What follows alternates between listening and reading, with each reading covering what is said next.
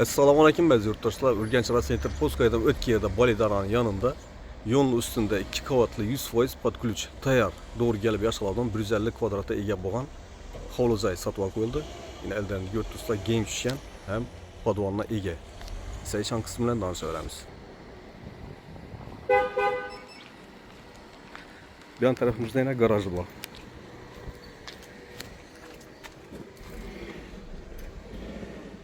Bir maşın bemalol sig'adi.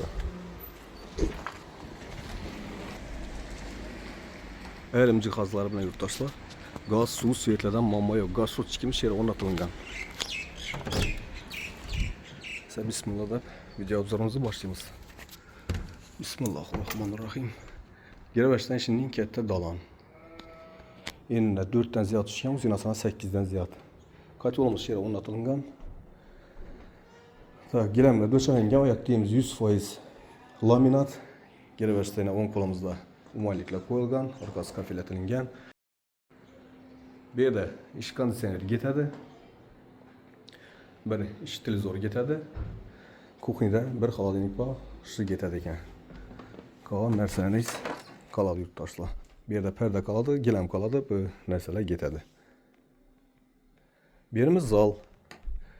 Oboydan chiqib turibdi. Wi-Fi'larimiz bor. 150 kvadrat Bolidaranın yanında.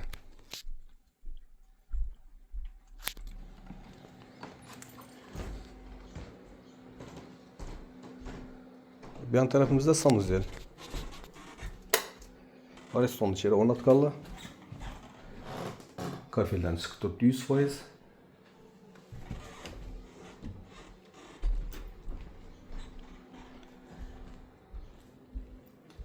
Bir yanımız aşxana. Yana bu yerda o'tirib choy ichadigan mesta qilib qo'yibdilar. Kuxnyada kuxnya mebellarimiz yaxshisidan o'rnatilgan, bir ish xolodilnik ketadi, kir mashin qoladi. Ko'rib turganlaringizdek yine gaz plitamiz vitishkalar bilan o'rnatilgan. Bu yan tarafımızda atısı var. Köçek hacatxanası. Bir yerine lestnitsa qo'yib o'tiradigan tochka qilib qo'yibdilar. Zilyon zonasi bor. Bu yana bir topchan qo'yib bersa, mesta bor ekan.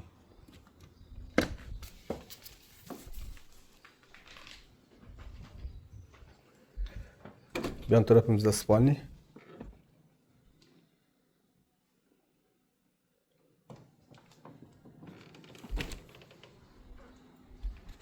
İkinci kavatını göremiz.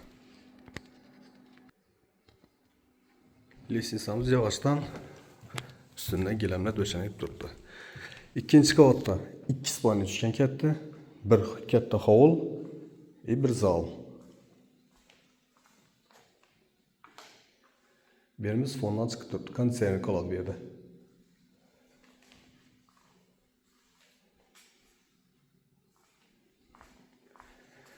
Yo'lning ustida, Bolidaranın yanında. Bu yerimiz yine spalni.